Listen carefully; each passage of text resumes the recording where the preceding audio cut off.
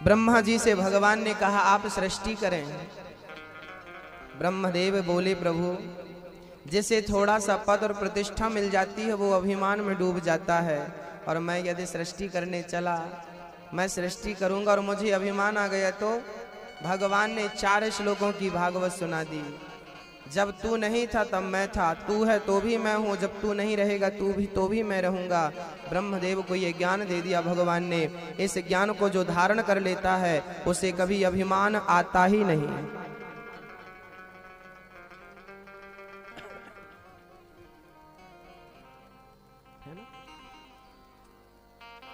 जो इसे धारण कर लेता है उसे कभी अभिमान आता ही नहीं।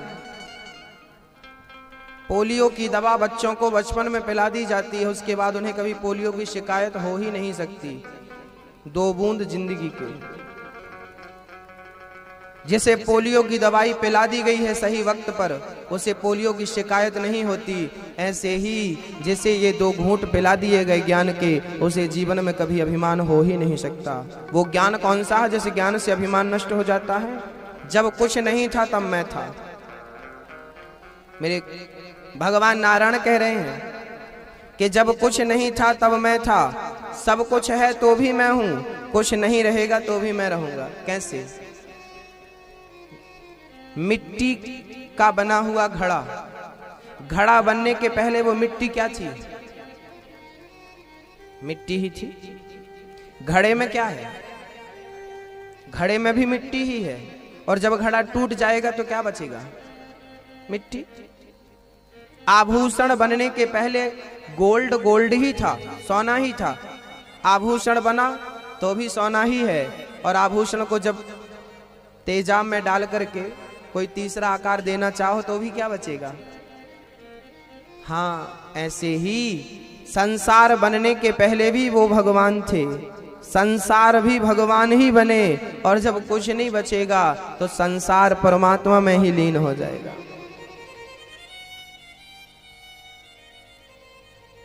कुछ था ही नहीं, तो जब मेरा कुछ है ही नहीं तो मैं अभिमान क्यों करूं? जब मेरी कोई सत्ता ही नहीं है, मेरी कोई औकात ही नहीं है, तो मैं अभिमान किस बात का करूं? ये बताओ। अभिमान तो उन लोगों को होता है जो ये मान बैठते हैं कि मैं कुछ हूं, मैं कुछ हूं। जहां मैं हूं वहां वो नहीं है, और जहां मैं नहीं हूं वहीं वो है। मेरा मुझ में कुछ नहीं, जो कुछ है तेरा, तेरा तुझको अर्पण है,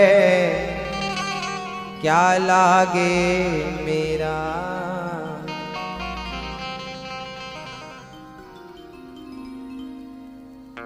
जब मैं था तब वो नहीं, ध्यान से सुनना इस लाइन को। जब मैं था तब वो नहीं, अब वो है मैं नाय। प्रेम गली अति सांकरी, जा मैं दो न समाय। प्रेम की गली इतनी सकरी है, संकीर्ण है, छोटी है कि उसमें 2 नहीं आ सकते। या तो आप ही आएंगे या तो भगवान ही आएंगे। जब आप अपने आप को मिटा देंगे, अपने अभिमान को नष्ट कर देंगे, तब वो परमात्मा आप और 2 मिलके एक हो जाएंगे। आप और वो मिलके एक हो जाएंगे, और एक ही समाएगा। चाहे भगवान को ले जाओ चाहे अभिमान को ले जाओ, दोनों नहीं समा सकते। जब मैं था तब हरि नहीं, अब हरि है, मैं ना आए। हनुमान जी से पूछा गया लंका में आप कौन हो, तो हनुमान जी ने अपना परिचय नहीं दिया, अपने राम का परिचय दिया कि मैं राम का दूत हूं। मैं तो हूं ही नहीं, मेरा अस्तित्व है ही नहीं, मैं कुछ भी नहीं हूं, मैं जो हूं राम से हूं। मेरी अपनी कोई पूंछ नहीं है, मैं राम से ही जाना जाता हूं। राम से ही पहचाना जाता हूं, तो मैं नहीं हूं, मेरी जगह पर कौन है? राम है, कृष्ण है। मीरा से लोग पूछते तू कौन है? कहती मैं कृष्ण दीवानी हूं, मैं कृष्ण का प्रेम चाहती हूं, मैं कृष्ण की सेविका हूं, दासी हूं। मैं कुछ नहीं हूं, मैं उनसे हूं। जो भी मैं हूं मैं अपने से नहीं हूं, मैं जो भी हूं मैं उनसे हूं। तो मैं अपनी जगह पर, अपने अभिमान की जगह पर अपने राम को, अपने कृष्ण को बिठाऊं और मैं और वो मिलकर एक हो जाऊं। जैसे पति और पत्नी एक हो जाते हैं। पति से पैसा लिया हमने, पर पति नहीं है तो पत्नी को दे दिया। पति से बोला साहब जी दे दिया, आपको दे के आपको पत्नी को? नहीं नहीं, हम एक ही हैं, दे दो। हम एक ही हैं।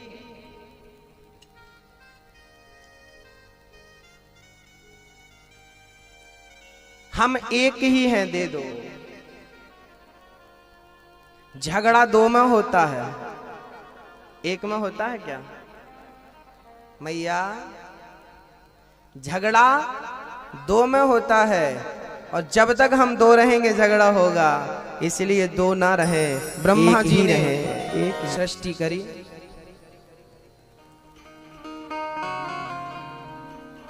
ब्रह्मा जी 4 पुत्रों को जन्म देते हैं, सनक, सनंदन, सनातन, सनत कुमार। चारों से कहा सृष्टि करो। चारों बोलते हैं हम बड़े नहीं होना चाहते, हम 5 साल के रहें। तो वो सनकादि बन गए और वो सदा एक ही कीर्तन करते हैं। वो क्या कहते हैं? हरि शरणम, हरि शरणम, हरि शरणम, हरि शरणम, हरि शरणम, हरि शरणम, हरि शरणम। हे प्रभु मैं आपकी शरण में हूं। वो हमेशा 5 वर्ष के ही रहते हैं ये कीर्तन करते हुए। ब्रह्मा जी को गुस्सा आई, क्रोध आया, राम राम मेरे पुत्र मेरी बात नहीं सुनते। उनकी भ्रकुटी से एक रोता हुआ पुत्र पैदा हो गया, रोता हुआ पुत्र प्रकट हो गया। नाम रखा है रुद्र।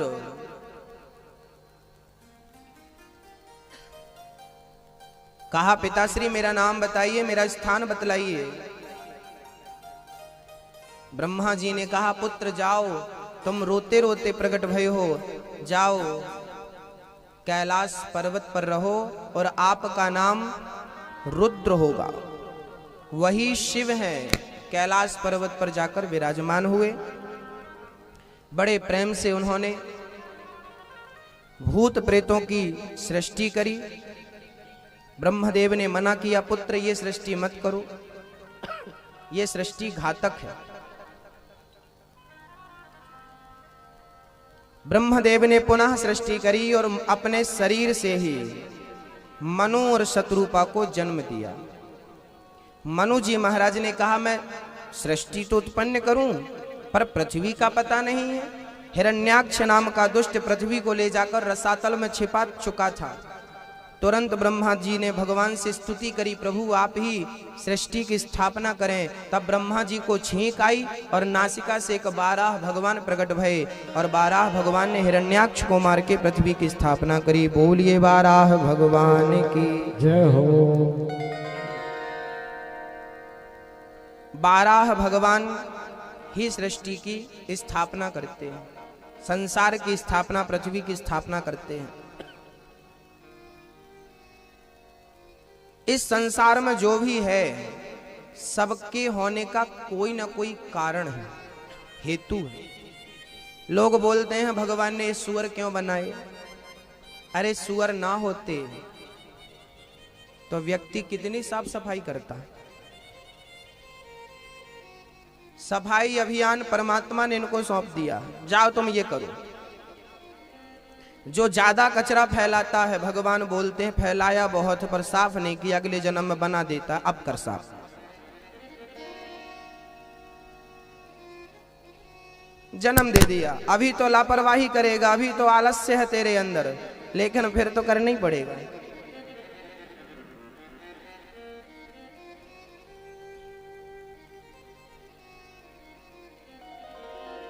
ब्रह्मा जी ने सृष्टि की स्थापना, भगवान को नमस्कार किया, प्रभु आपने सृष्टि की स्थापना करी। पृथ्वी पर सबसे पहले मनु जी महाराज ने, हम मनु की संतान है इसलिए हमें मनुष्य कहते हैं। हमें मनुष्य क्यों कहते हैं? हम किसकी संतान हैं? हम मनु महाराज की संतान हैं। मनु के पुत्र ही मनुष्य कहलाए। मनु जी महाराज की 3 पुत्रियां भई हैं, 2 पुत्र हुए, आकुति, देवहूति और प्रसूति, प्रियव्रत और उत्तानपाद। आकुति का विवाह रुचि प्रजापति से हुआ, जिनके यहाँ साक्षात यज्ञ भगवान भये। देवहूति का विवाह करदम जी से हुआ। करदम जी जंगल में बैठे तपस्या कर रहे थे, ये ब्रह्मा जी के मानस पुत्र हैं, छाया पुत्र हैं। ब्रह्मा जी के ये पुत्र करदम जी जंगल में बैठे भगवान का ध्यान लगा रहे थे। तभी मनु जी अपनी पुत्री लेकर पहुंच गए। महाराज, मेरी पुत्री से आप विवाह कर लो, क्योंकि आपके जैसा तपस्वी मुझे दामाद मिल जाए, ये मेरी बेटी का और मेरा परम सौभाग्य होगा। पहले के लोग अपनी बेटी के लिए ऐसा लड़का खोजते थे जो भक्ति भाव में डूबा हो, प्रेम में, सदाचार में, धर्माचरण में डूबा हो। पर आज के लोग, आज के माँ बाप तो लड़के का मात्र पैसा देखते हैं, कितना पैसे वाला है, उसका आचरण नहीं देखते कि वो किस आचरण का है। याद रखना, अधिक पैसे वाला गंदे ही आचरण का होगा। जो मेहनत से कमा करके उठा है वही पैसे का सदुपयोग कर सकता है। जो पिता की संपत्ति में मदमस्त है वो तो बिगड़ा ही होगा। सुरा सुंदरी में मस्त हो जाते हैं। इसलिए निवेदन है कि अपनी बेटी के लिए पैसे वाला मत खोजो, अपनी बेटी के लिए संस्कारी गुणवान दामाद ढूंढो। और पुरुषों को भी चाहिए कि वो अपने बच्चों के लिए, माता पिता को भी चाहिए कि वो अपनी बेटी के लिए तो अच्छा ही वर ढूंढें, लेकिन वर के लिए चाहिए कि वो वर वधू जो है, लड़की जो है, कन्या जो है, वो भी संस्कारी हो। समस्याएं तो सबसे बड़ी ये है कि आज सबको पैसा चाहिए, पैसे से संबंध होते हैं और पैसे के संबंध होते हैं। संस्कार की तो कोई वैल्यू ही नहीं बची, संस्कारों की किसी को आवश्यकता ही नहीं बची, क्योंकि लोगों ने शरीर को भोग का साधन समझ रखा है। शरीर का उपयोग मात्र भोग के लिए ही लोगों ने करना आरंभ कर दिया है। अरे ये शरीर भोग के लिए नहीं दिया ईश्वर ने, साधन धाम मोक्ष कर द्वारा ये मोक्ष पाने के लिए परमात्मा ने आपको शरीर दिया था, लेकिन वो शरीर सिर्फ भोगों में ही लगा है। ईश्वर ने हमें ये जो शरीर दे रखा है, इस शरीर की उपयोगिता क्या है? ईश्वर की प्राप्ति, परमात्म तत्व की प्राप्ति कर लेना ही इस शरीर का लक्ष्य है। लेकिन आज भोगों के लिए मरा जा रहा है प्राणी। आदत बिगड़ चुकी है, भंवरे में फंस चुका है, भंवर में फंस चुका है। प्राणी भोगों के भंवर में फंसा है, वासनाओं के भंवर में फंसा हुआ है, और ये बार बार गोता खा रहा है, डूब रहा है, कष्ट में पहुंच रहा है, चिल्ला रहा है बचा लो बचा लो। भगवान कई बार उबारते भी हैं, फिर फंस जाता है।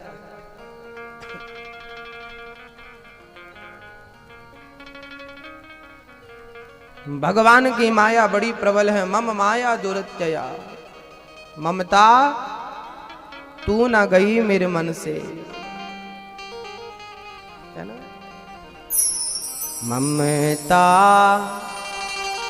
तू न गई मेरे मन से, ममता तू न गई मेरे मन। ममता कौन?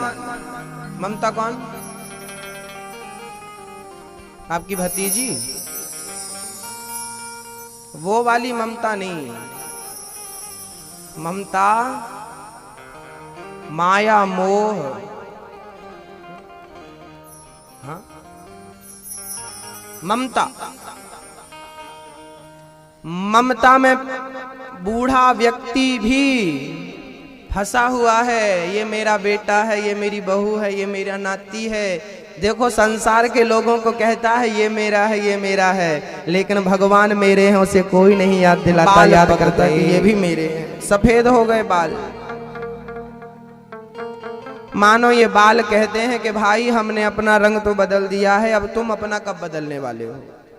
पर आदमी है बड़ा चतुर, मेहंदी पोत के काला कर लेता है। बाल परेशान है बेचारे, बार बार सफेद हो रहे हैं।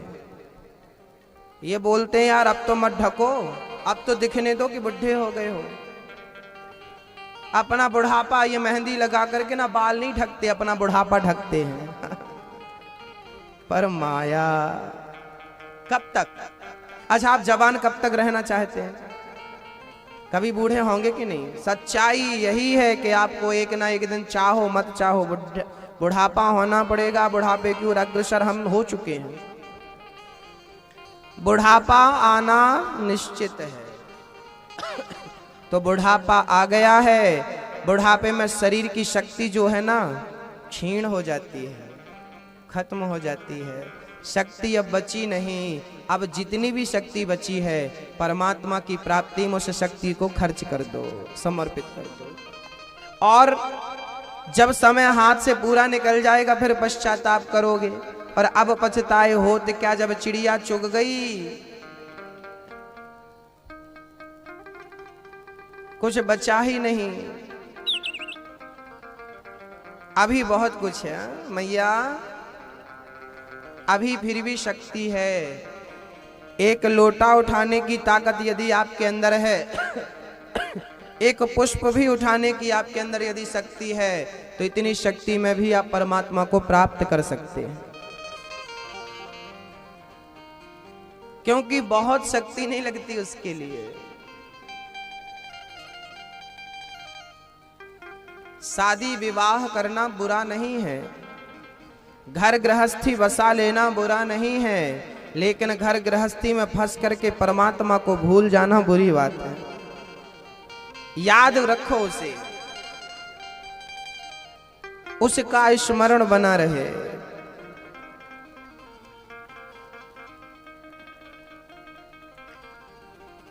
करदम जी महाराज की 9 बेटियां, वहीं ब्रह्मा के 9 पुत्रों से विवाह कर दिया।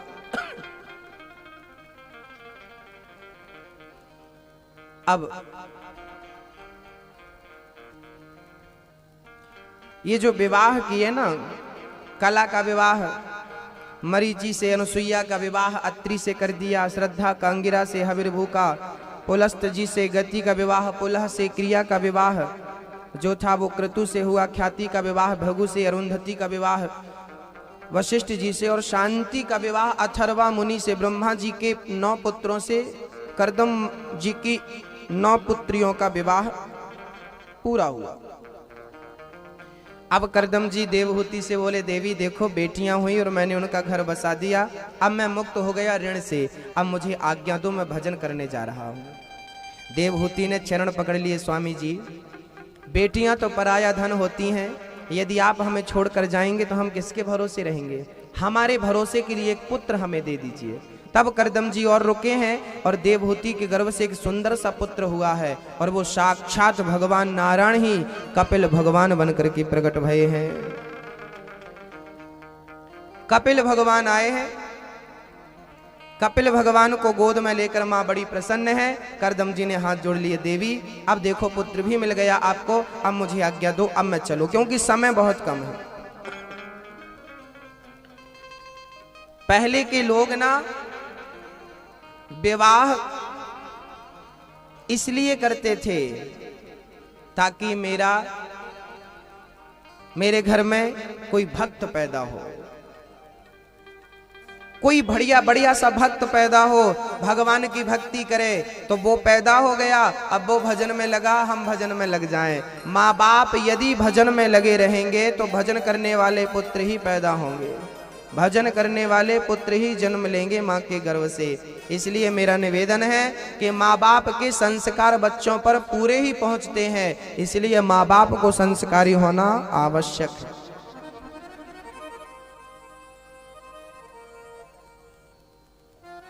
पुत्र संस्कारी कब बनेगा? जब माँ बाप संस्कारी बनेंगे। करदम जी निकल पड़े, जंगल में जाके उन्होंने अपना ध्यान परमात्मा की ओर, परमात्मा के श्री चरणों में लगा दिया। बेटा हो जाए, बेटी हो जाए, विवाह हो जाए, बड़े हो गए, अपने काम धंधे से लग गए। अब आप छोड़ो घर गृहस्थी।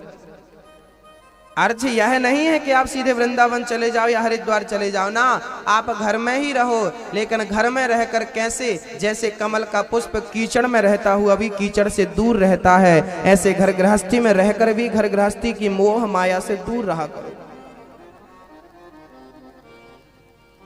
घर में रह करके भी आप साधु जैसा जीवन व्यतीत कर सकते हैं। साधु बनो। साधु कौन? केवल कपड़ा पहनने वाला साधु नहीं है कि भगवा पहन लिया तो साधु बन गया। आप साड़ी पहनी हो तो साड़ी पहन करके भी आप साधु बन सकती हो मेरी माँ। और आप दादाजी पैंट शर्ट पहन करके भी साधु बन सकते हो। साधु के लिए कपड़ा बदलना जरूरी नहीं होता, साधु के लिए पोशाक बदलनी जरूरी नहीं होती, साधु के लिए मन बदलना जरूरी होता है। तन से कपड़े उतर जाएं उसका नाम साधु नहीं है, बल्कि मन से संसार उतर जाए इसका नाम साधु है ना? तन से वस्त्र उतरे ना उतरे, आप जिस वस्त्र में हो बहुत अच्छे हो, उसी वस्त्र में रहो। वस्त्र बदलने की जरूरत नहीं है, विचारधारा बदलने की जरूरत है। वस्त्र बदलने की जरूरत नहीं है, सोच बदलने की जरूरत है। सोच कैसी हो? घर गृहस्थी में रहो, नाती पंती संती अंती के बीच में रहो, बेटा बहू के बीच में रहो, लेकिन रहते हुए भी बेटा बहू से दूर रहो। पहले के लोग घर गृहस्थी क्यों छोड़ देते थे? क्योंकि कारण था। बोले कारण ये था कि घर गृहस्थी में रहो तो माया घेरती है, परेशान करती है, इसलिए दूर रहो। क्योंकि घर में रह करके इनसे बच पाना बड़ा मुश्किल। दोनों बातें हैं। अभी आप बहुत खुश हो गए थे कि बस गुरुजी ने बोल दिया कि घर में ही रह के और किनारा पकड़ लो, वो सही है, वो सही है। लेकिन भारत जी जंगल चले गए थे घर गृहस्थी छोड़कर, और जंगल में उनका मन मृग में लग गया था। तो जंगल में भी मन कहीं ना कहीं लग ही जाता है, तो घर में लग गया और लग जाए तो आश्चर्य मत समझना। क्योंकि साधु संत वही है जो अपने मन से ही संसार को निकाल फेंकते हैं। कैसे त्याग दो संसार को? अच्छा एक बात बताओ, आप सुबह मंजन ब्रश तो करते होंगे। आपने ब्रश किया और ब्रश करने के बाद कुल्ला किया, थूक दिया, तो आपने जो थूका उसकी आपको कभी याद आई?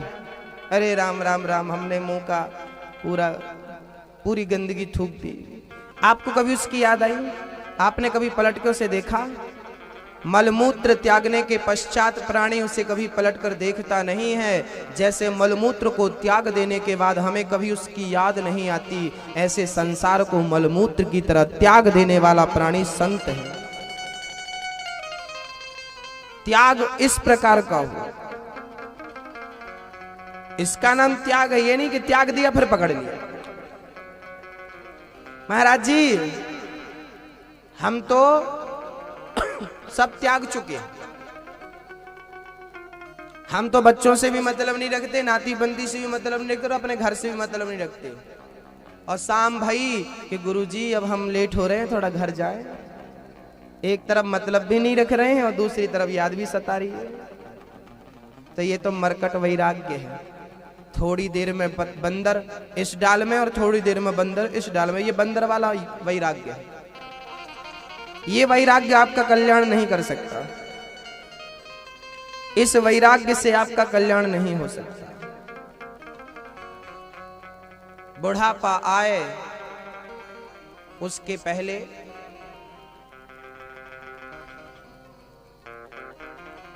भगवान आ जाए, गोविंद आ जाए।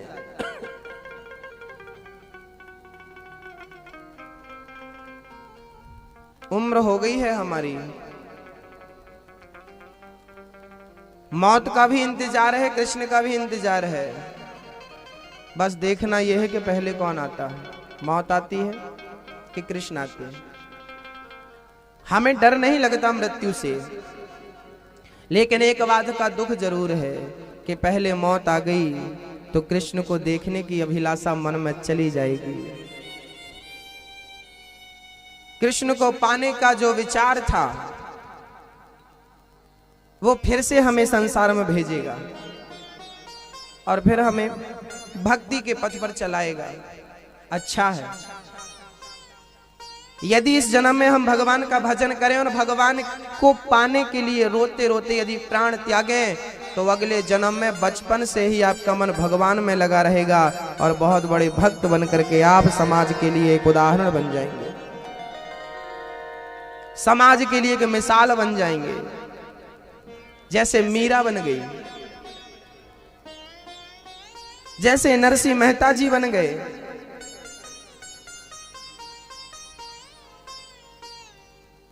नरसिंह मेहता जी का पुत्र जब मरा, लोगों ने कहा नरसिंह आपके बेटे की मृत्यु हो गई। नरसिंह जी करताल लेकर के नाचने लगे। लोगों ने कहा नरसिंह जी पागल हो गए हो क्या? नरसिंह जी बोले पागल नहीं हूं, खुश हूं, आज आपका पुत्र मरा और आप खुश हो। नरसिंह जी ने कहा अभी पुत्र था तो उसकी चिंता बनी रहती थी, भगवान ने मुझे चिंता मुक्त कर दिया है, ये उसका एहसान है, उसका धन्यवाद मैं कैसे दूं। मेरे भजन में मेरा पुत्र बाधा था, उसकी चिंता होती थी, उसकी परवरिश करने की मुझे चिंता सताती थी, ईश्वर ने वो चिंता अपने हाथों ले ली। ईश्वर जो करता है अच्छा करता है, हमें उसकी मर्जी में प्रसन्न रहने की आदत बना लेनी चाहिए। नरसिंह जी की बेटी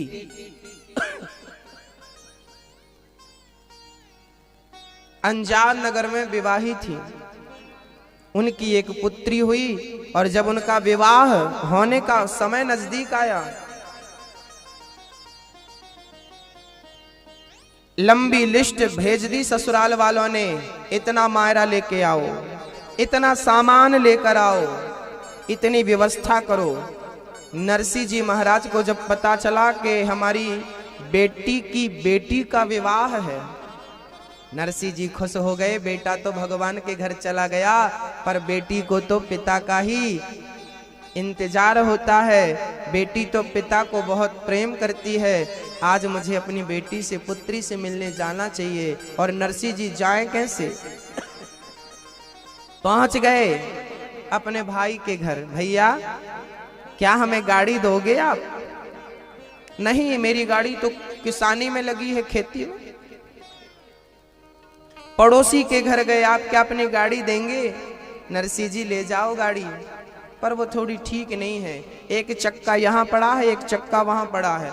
नरसिंह जी ने दोनों चक्के इकट्ठे किए, गाड़ी टूटी फूटी सी तैयार करी और बैल लेने गए। भाई साहब आप जरा बैल देंगे? बैल दिए, बूढ़े बैल, बैल भी ऐसे के बैठ जाएं तो उठे नहीं और उठ जाएं तो चले नहीं। भगवान जाने ऐसे बैलों से कैसे गाड़ी आगे बढ़ी होगी, पर नरसिंह तो भक्त भगवान के। गाड़ी में बैल लगाए, आगे चली गाड़ी, और गाड़ी में सिर्फ ये नरसिंह जी नहीं, 15 सूरदास भगवान जाने कैसे बने होंगे उस गाड़ी में। इतनी सी गाड़ी,